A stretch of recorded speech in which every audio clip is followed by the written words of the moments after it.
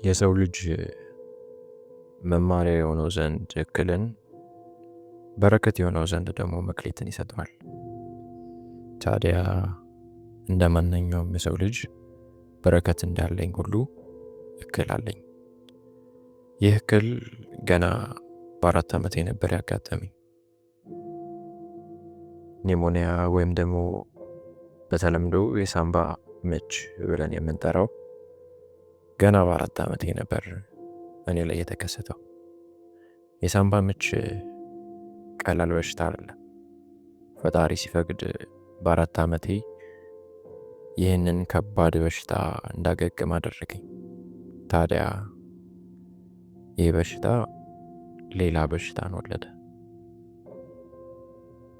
ብሮንካይል አስም በመባል የሚታወቅ በሽታ ገና በለጋ ዕድሜ በ4 ዓመቴ ነበር ያዘኝ። ታዲያ ሕፃን እያለሁ ብዙም ያልበረታና ሚልድ የሚባል የአስም ደረጃ ላይ ነበርኩ። እያደግኩ ስመጣ ግን ፈተናዎች ሁሉ በዙ፣ ከበደኝ። በተለይ ወደ ካምፓስ አካባቢ የሚፈጠሩ የሽንት ቤት ሽታዎች፣ ሌሎችም ከካምፓሱ ዕድሜ ጠገብ የመሆን ምክንያት የሚነሱ ሽታዎች እኔን እጅግ ፈተኑኝ።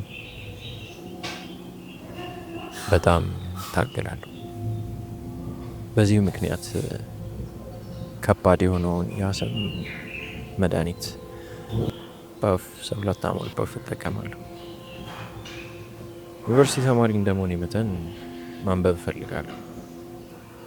እነሳለሁ፣ ለማንበብም እሞክራለሁ። ትንሽ ገልጬ እንደተመለከትኩት እየገባኝ እንዳልሆነ በመረዳት አጥፌ እዘጋዋለሁ። ምክንያቱም ትልቅ ሕመም እዚህ ጋር ፊቴ ላይ ተደቅኖ ማንበብ የሚችልበት እርጋታም ሆነ መቋቋም የለኝም። ይሄ 2 ፈተና ነው። አንደኛ ውጤቴን ይጎዳል፣ ሁለተኛ የሽታው ጉዳይ እንዳለ ሆኖ ጤንነቴን ይጎዳል። መሞከር አይቀርም። እነሳለሁ፣ እወድቃለሁ፣ ሁሌም እነሳለሁ፣ እወድቃለሁ። አንድ ቀን ይሳካል በሚል ተስፋ፣ አንድ ቀን ሳያመኝ አድራለሁ በሚል ተስፋ ሁሌም እነሳለሁ። ታዲያ ውጤቴን ክፉኛ ጎድቷል። ነገር ግን አንዴ ከኔ ጋር ነውና ምንም ማድረግ ስለማልችል ፈተናን ሁሉ ተቋቁሜ ማለፍ ግዴታዬም ስለሆነ እታገለዋለሁ። ይህ ሁሉ ሲፈጠር ታዲያ አንድ ነገር ረስቼ ነበር። ይህን ነገር ማስቀረት እንደምችል። አንደኛው አማራጭ ከግቢ ለቀው መውጣት ነው። ግቢ እጅግ በጣም ከፍተኛ ሽታ አለው። ሁለተኛው ደግሞ ስፖርት መስራት ነው። ይህ ከሕፃንነቴ ጀምሮ የተነገረኝ ነው። እናም እኔ ሁለቱንም መረጥኩ። አንደኛው ከግቢ መውጣት ነበር። እሱን አደረኩት። እግዚአብሔር ይመስገን ፈተናዬ በረከት ሊሆንልኝ ይመስለኛል። ጠንክሬ ስራ መስራት ጀምሬ ከ4ኛ ዓመት ጀምሮ በማገኛት ገንዘብ በቂ የሆነ ገንዘብ ስላገኘው መከራየት ቻልኩ። ሁለተኛው ግን ስፖርት ነበር። ከሕፃንነት ጀምሮ የተነገረኝ ስፖርት ሁሌም ሳስበው የኖርኩት ነገር ጊዜ የለኝም በማለት ራሴን ሳታልለው የኖርኩት። እናም ራሴን እታዘበዋለሁ፣ ሁሌም እታዘበዋለሁ። ዛሬ ግን የውሳኔ ቀን ላይ ደርሻለሁ። ሰላም፣ ኃይለ ኢየሱስ እባላለሁ። ባለመጀመር ምክንያት ብዙ ነገሮችን አጥቻለሁ። ከእነሱ መካከል ራሴን ነው ማለት እችላለሁ። ጤንነቴን ከሕፃንነቴ ጀምሮ 4 ዓመት ጀምሮ የአስም በሽተኛ ነበርኩ። ያኔ ስፖርት እንድሰራ ተነግሮኝ ነበረ። እኔ ግን ስፖርት መስራቱን ችላ ብዬ እስከ 23 ዓመት የታገስኩት። እሱ ግን አልታገሰኝም። አለመጀመሪያ አልታገሰኝም። አለመጀመሪያ እስካሁን ዋጋ እያስከፈለኝ ይገኛል። ያኔ ጀምሬ ቢሆን በእርግጠኝነት አሁን ጥሩ የሆነ አቋም ላይ ይገኛለሁ። ዛሬ እሱ እንዲደገም አልፈልግም። ዛሬ እጀምራለሁ። ዛሬ ራሴን አሻሽላለሁ። ዛሬ ሁሉ ነገር መለወጥ እንፈልግበት ሰዓት ላይ ነኝ። 5ኛ ዓመት የኮምፒውተር ኢንጂነሪንግ ተማሪ ነኝ። ነገ ስራ ፍለጋ የሚባል ነገር እንዳይኖር ማድረግ አለብኝ። ነገ ሙሉ ጤናማ ሰውነት መገንባት አለብኝ። ነገን ለመገንባት ዛሬ መጀመር አለብኝ እና ዛሬ የመጀመርበት ቀን። እኔ ከህይወት የተረዳሁት አንድ ነገር ዛሬ ካልጀመርኩ ነገ ሌላ ሰበብ ምክንያት ፈጥሬ እንደማልጀምር ነው። ስለዚህ ዛሬ ለመጀመርና ጤንነቴን ለመመለስ ህይወቴን ለመቀየር ወስኛለሁ። ስለዚህ ዛሬ በህይወቴ አንድ ነገር ይፈጠራል። ህይወቴን እስከ መጨረሻው ድረስ የሚቀይር አንድ ነገር አደርጋለሁ። ውሳኔን አሳልፋለሁ። ይህ ለዛሬ 20 ዓመት 30 ዓመት ማቀደው እቅድ ነው። ለዛሬ 20 ዓመት ኃይሌ መፍትሄ የሚሆን ነገር ነው። እሱን ዛሬ አደርጋለሁ።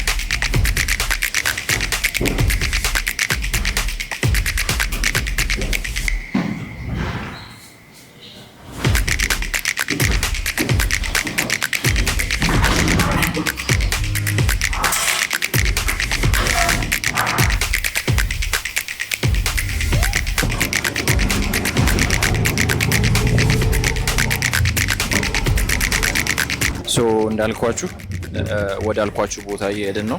ዛሬ እስከ መጨረሻው የምንቀይረው ይሆናል ይህን ታሪክ። ጤንነቴን ሙሉ በሙሉ መልሳለሁ። ሌሎችንም ነገሮች ቀጣዩ ቪዲዮ ላይ ደግሞ በምናየው መሰረት እናደርጋለን። ዛሬ ግን ወደ አልኳችሁ ቦታ እንሄዳለን።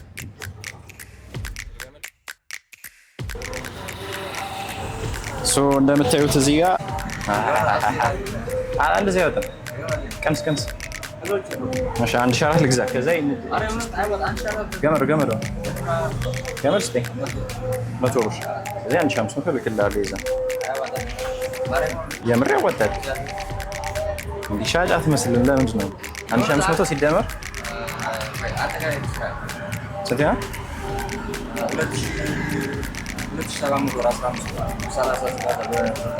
2700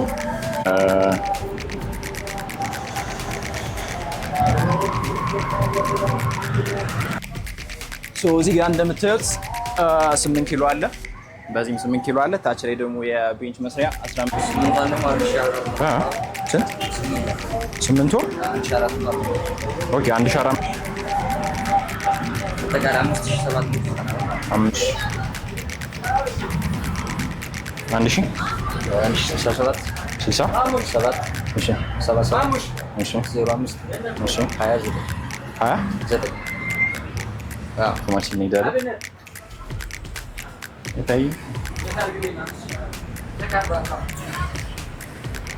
እሺ ከፍለን ጨርሰናል። ወደ ዶርማችን እንመለሳለን። እቃችን እንይዛለን። እዚህ ጋር እንትን አለ፣ አንድ ሸራ አለ። ሸራ ይሄኛውን ወሰደው ወይስ እሱኛው? ይሄ ከለር ታያል። የወሰድኩብሽ ነው መጣልኝ። አረ ላሽ አልጠየብህ ነበረ። ዋጋ ከበድ ያለች እንጂ ገዛች ነበረ። እኔ በቃ ዲና ጀለስን አልችለውም። ወይም ደግሞ በፖሊ መስመር አካባቢ ስንት ነው? 100 የመጣ ነው።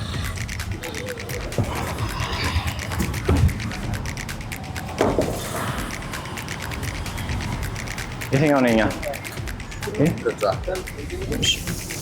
ወደ ኩብ ቴንክ ዩ ብራዘር።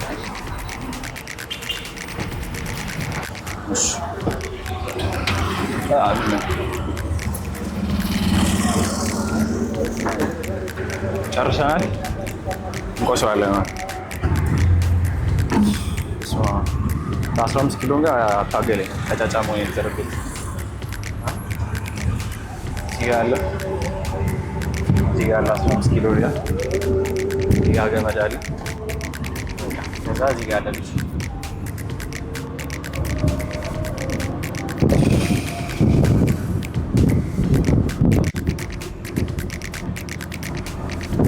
አየሁ አይደለ? ልጁ ሰው እየስትለው አልሰማም አለ።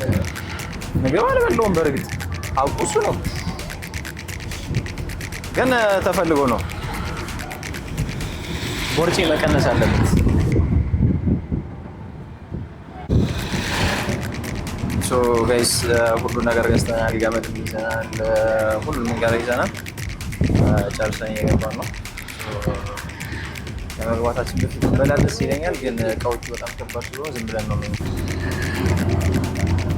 እና አርቦናል። ግን ብዙ እቃ ትልቅ እቃ ስለሆነ ያዘው ወጥተን እንበላለን እንጂ እንዲሁ እዚህ መብላት አልቻለም።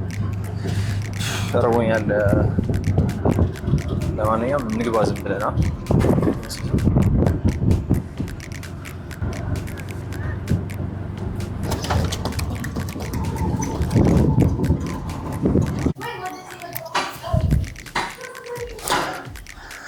ሶ ጋይስ እንደተነጋገር ነው በመሀል ትንሽ ደክሞን ያልቀረጽንላችሁ ስንገባ በጣም ትልልቅ እቃ ናቸው እንደምታዩት 15 ኪሎ ምናምን ነውና ይዘን ገብተናል። ከዛሬ ጀምሮ መስራት እንጀምራለን።